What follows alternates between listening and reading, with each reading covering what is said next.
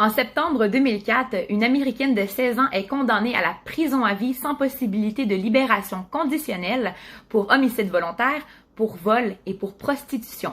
Cette nouvelle va faire le tour des États-Unis sur Facebook, sur Twitter, sur Instagram et plusieurs grandes célébrités telles que Rihanna vont poster des tweets ainsi que sur Facebook pour la rendre libre. Bienvenue dans la vidéo de la semaine.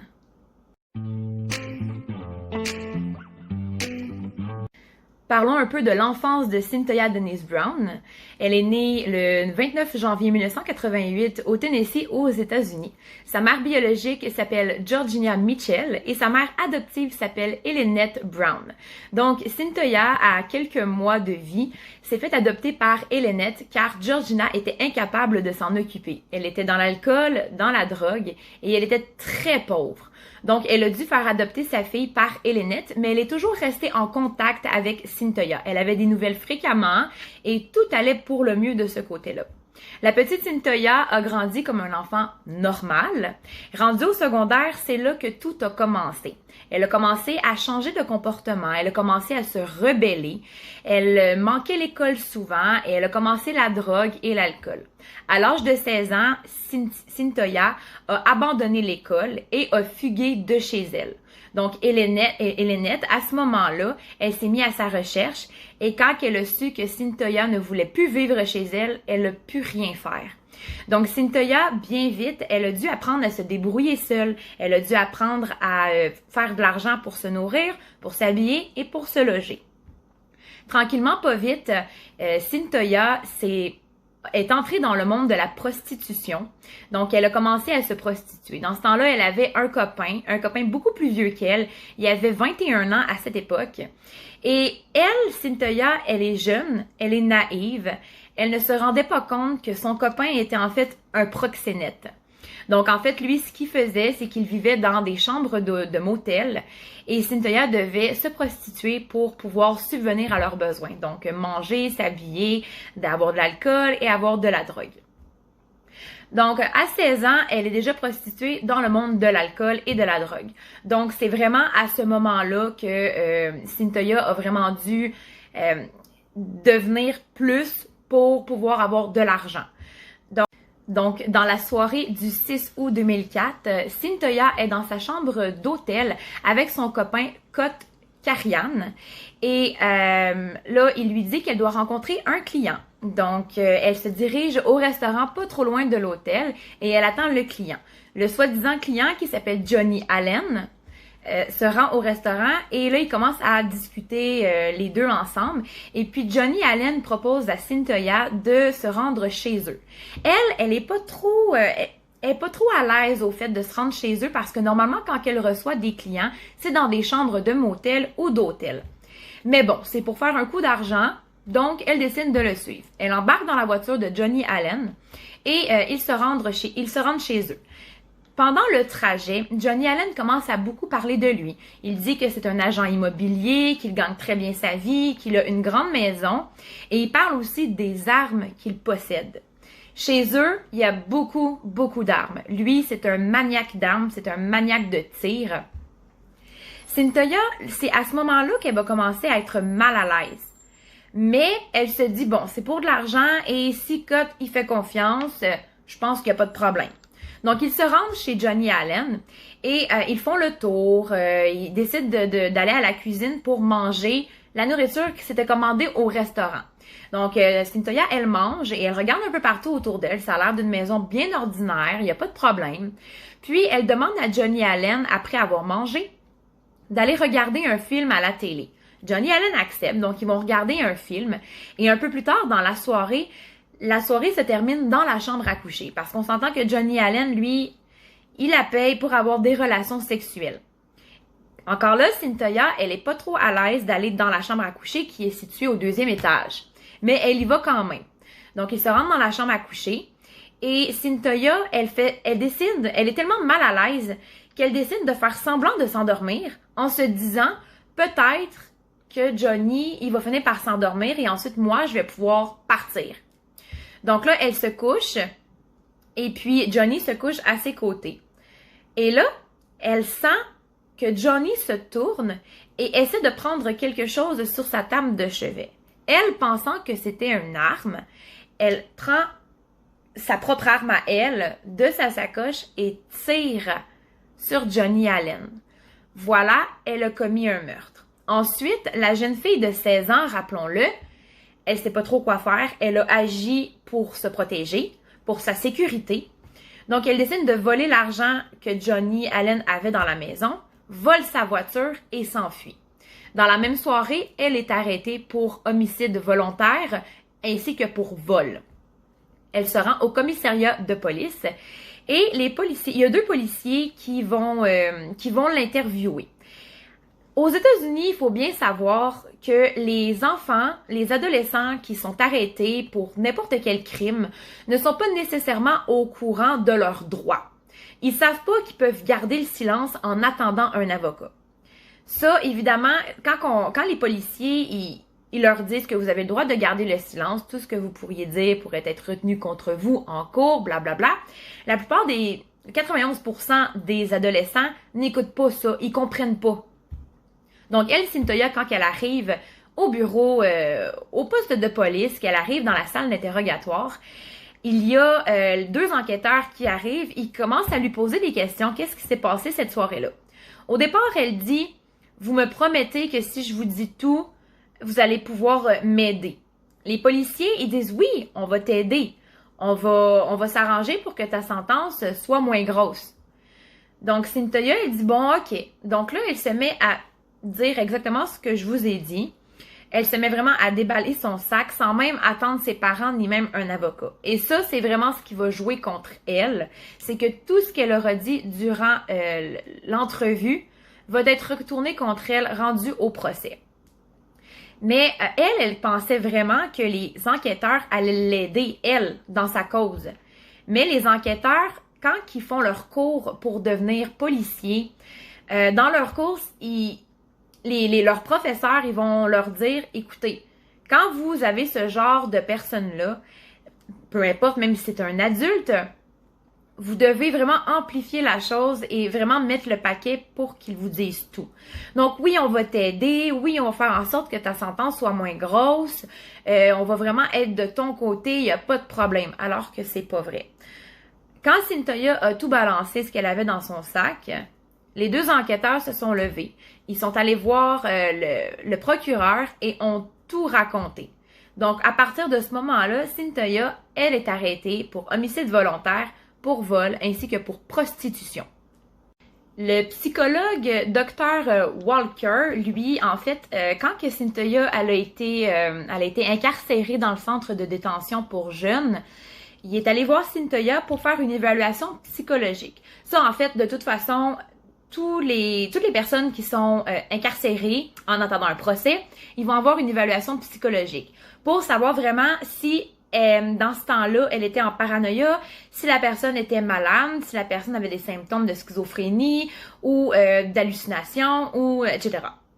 Donc lui, il va lui faire passer des tests pour adolescents. Donc en fait, il va s'installer en face de elle et il va lui montrer des images. Elle, il faut qu'elle explique l'image. Il faut qu'elle fasse une histoire avec l'image. Mais à chaque fois qu'elle voit une image, elle pense au meurtre, elle pense au racisme, elle pense à la tristesse, à la colère. Elle a beaucoup d'émotions négatives face à ces images-là. Et évidemment, elle va avoir d'autres tests et les autres tests vont être pas mal tous concluants. Cynthia Denise Brown souffre de troubles de la personnalité limite. Si vous savez pas qu'est-ce que c'est que le trouble de la personnalité limite, c'est en fait quelqu'un qui va avoir beaucoup de difficultés à gérer ses émotions. La personne, bon, je vais décrire une journée typique d'une personne qui a le trouble de la personnalité limite. La personne se lève le matin, elle est de bonne humeur. 2 heures après, il y a une chose qui peut arriver, elle va être triste. L'après-midi, elle peut être en colère. C'est vraiment des montagnes russes, de très grandes montagnes russes. Ça aussi, c'est des gens qui vont avoir tendance à faire des coups de tête, à prendre des coups de tête. Bon, ben moi, je décide de déménager à New York. Pourquoi tu déménages à New York? Ça me tente. Fait ils vont vraiment avoir des sautes d'humeur, vraiment prendre des décisions pas rapport. C'est souvent des gens comme ça. Ils vont souvent essayer aussi de se sentir beau, de se sentir belle, de se mettre en valeur. Bon. Dans le cas de Cyntoia Brown, elle, c'était vraiment les montagnes russes. On a vraiment mis l'emphase sur les montagnes russes, ce qui a vraiment pas aidé, en fait. Elle était très instable émotionnellement. Donc, comment tu peux croire à une petite fille de 16 ans qui est trouble de la personnalité limite au fait qu'elle a tué Johnny Allen parce qu'elle se sentait en danger? Une personne qui souffre du trouble de la personnalité limite, elle peut avoir de la paranoïa. Elle peut paranoïer et se sentir en danger très facilement. Donc ça va vraiment venir concorder avec ce que l'accusation dit. Elle s'est sentie en danger vite et elle voulait tuer Johnny Allen pour son argent. Donc Cyntoia va faire 2 ans de prison dans un centre de détention pour mineurs en attendant son procès. Son procès débute le 21 août 2006 jusqu'au 25 août 2006. Donc c'est 4 jours pour déterminer l'avenir de cette jeune fille. Moi, sincèrement, je trouve ça pas beaucoup. Je trouve que c'est très peu, 4 jours, mais bon. Donc, rendu le matin de son procès, donc le 21 août 2006, les charges qui pèsent contre elle sont les suivantes. Meurtre prémédité, meurtre concomitant d'un crime, vol à main armée. Donc, le juge de ce premier procès va être Randall Wyatt. Et les avocats de l'accusation, eux, ils vont vraiment mettre l'emphase sur le fait que c'est sûr que c'est un meurtre prémédité parce que vu que durant la soirée, Johnny lui avait dit qu'il avait beaucoup d'argent, qu'il gagnait bien sa vie, elle s'est dit « je vais le tuer, je vais voler son argent et je vais m'en aller ». Donc eux, ils disent vraiment que c'est un meurtre prémédité parce qu'elle voulait voler son argent. En contrepartie, la défense vont dire que Cyntoia a commis le crime parce qu'il lui avait justement parlé qu'il y avait beaucoup d'armes. Donc, ils vont dire elle pensait vraiment que Johnny Allen allait vouloir la tuer parce qu'elle ne voulait pas nécessairement avoir de relations sexuelles. Parce qu'il faut bien le savoir, Cyntoia, elle était prostituée, mais aussi elle était escorte. Donc, elle pouvait passer des soirées avec des hommes, elle pouvait aller au restaurant, elle pouvait aller dans des soirées sans avoir nécessairement de relations sexuelles. Donc, là, on va parler de l'autopsie, en fait, de Johnny Allen. Je vais montrer une photo de comment son corps était disposé. Je trouve ça très intéressant parce qu'on voit vraiment qu'on dirait presque qu'il a pas tenté d'attraper quelque chose sur sa table de chevet. Donc, le médecin légiste était Amy McMaster et elle dit clairement que quand elle est arrivée sur la scène du crime, Johnny Allen était couché sur le côté, donc dos à Cyntoia parce qu'il y avait Johnny et il y avait Cyntoia. Johnny avait le visage vers l'extérieur du lit et ses mains étaient liées ensemble. Donc, c'est comme si au final, il dormait.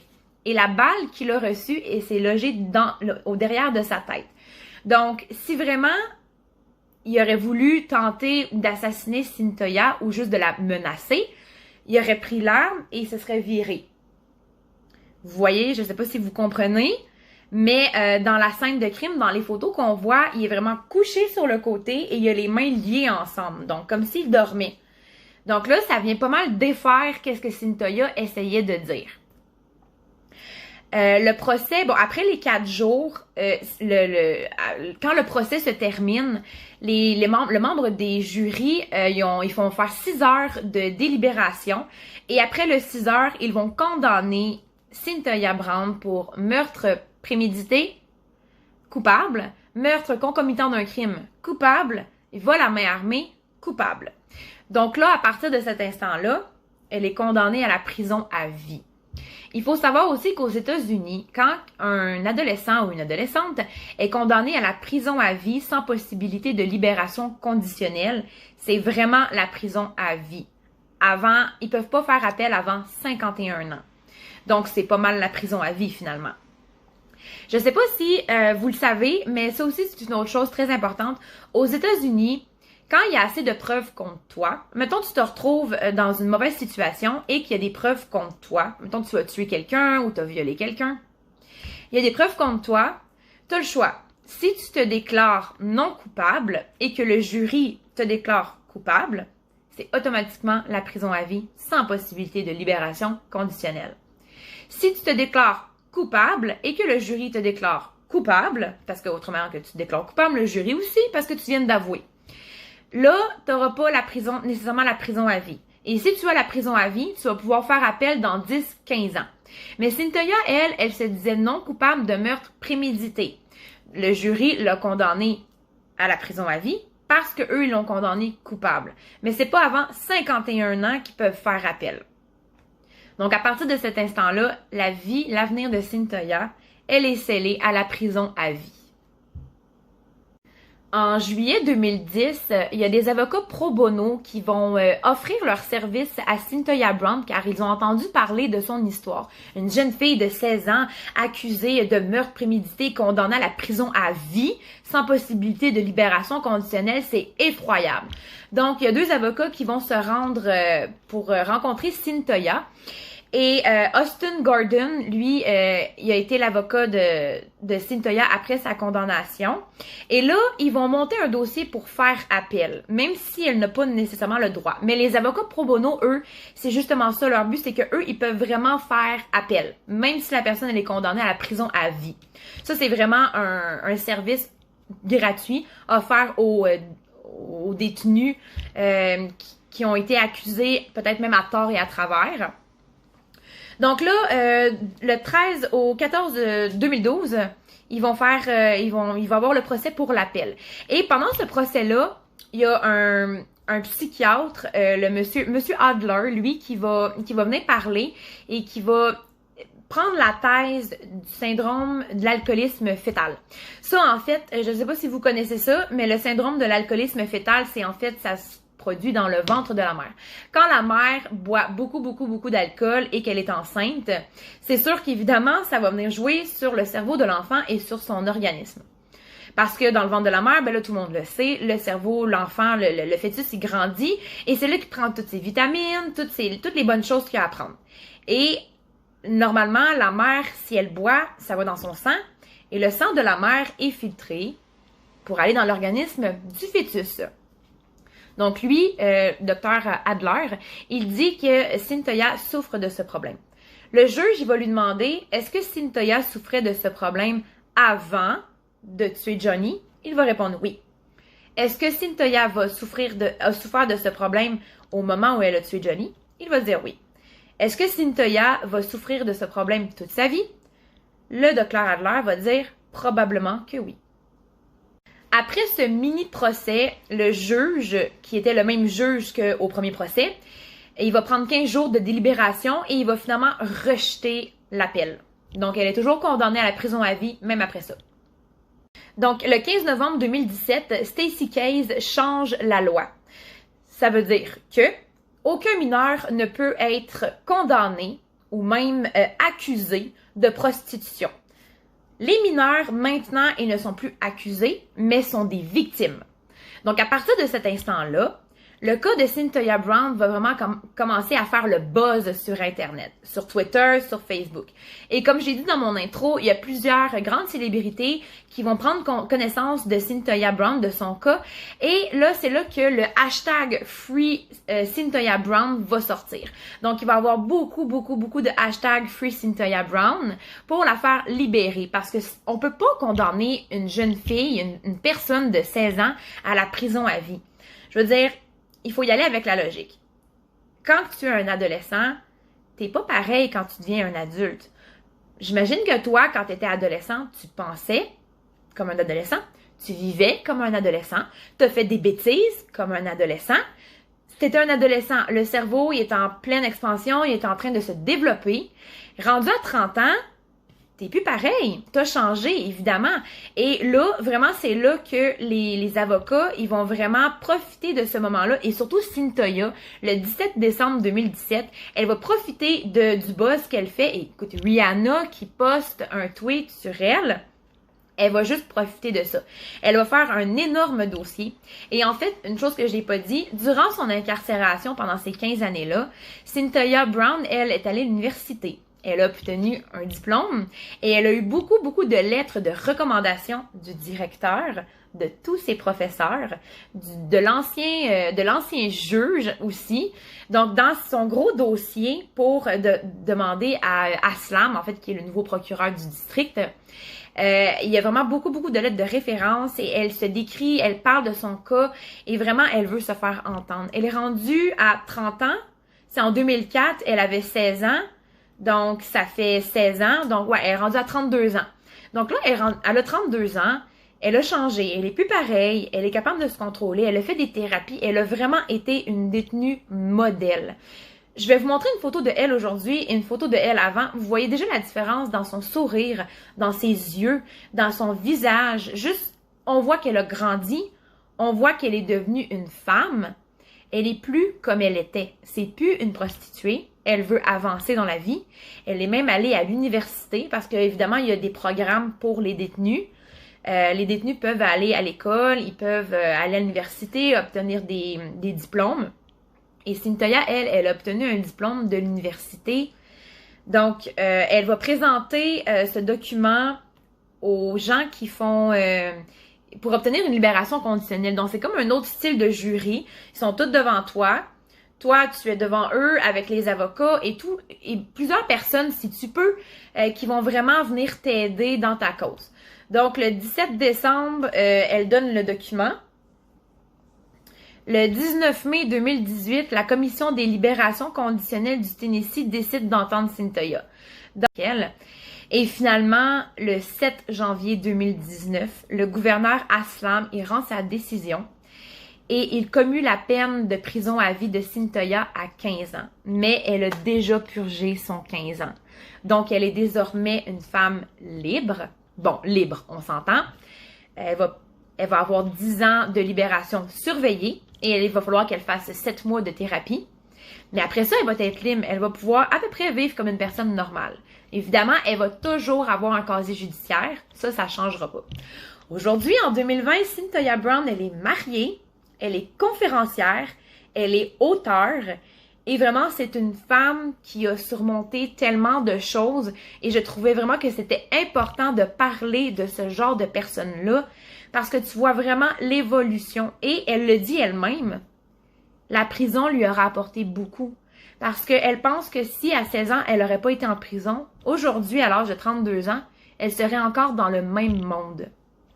Mais grâce à sa peine de prison, elle a pu se remettre en question, elle a pu apprendre à se connaître et elle a pu avancer et faire son cheminement seule. Et voilà, aujourd'hui, c'est une femme accomplie, c'est une femme merveilleuse. Quand j'ai vu le documentaire, je me suis dit « Wow! Ça, c'est une femme qui a surmonté, qui a vécu et qui s'est battue. Elle a jamais arrêté de se battre.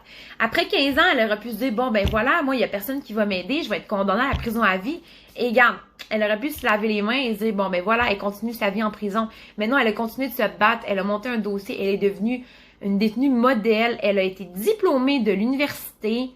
Donc, voilà, c'était la vidéo de la semaine. Je trouve ça super et j'avais vraiment envie d'en parler parce que je trouve que c'est merveilleux, ce genre de personnes-là. Donc, si vous avez aimé la vidéo, mettez un pouce bleu. Activez la cloche de notification et abonnez-vous pour me soutenir. À chaque semaine, je fais une vidéo. Ça peut être une vidéo d'un meurtrier en série. Ça peut être une vidéo d'enfants maltraités. Ça peut être des biographies. Ça peut être des creepypasta. Ça peut même être mes écrits parce que oui, aussi, j'écris. J'écris des romans et j'écris beaucoup de mini-textes. Donc, souvent, je vais les mettre en audio pour ceux qui ne peuvent pas lire.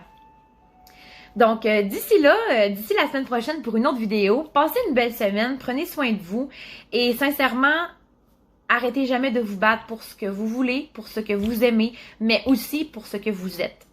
Donc, d'ici la semaine prochaine, je vous souhaite une bonne semaine et un gros bisou à tous!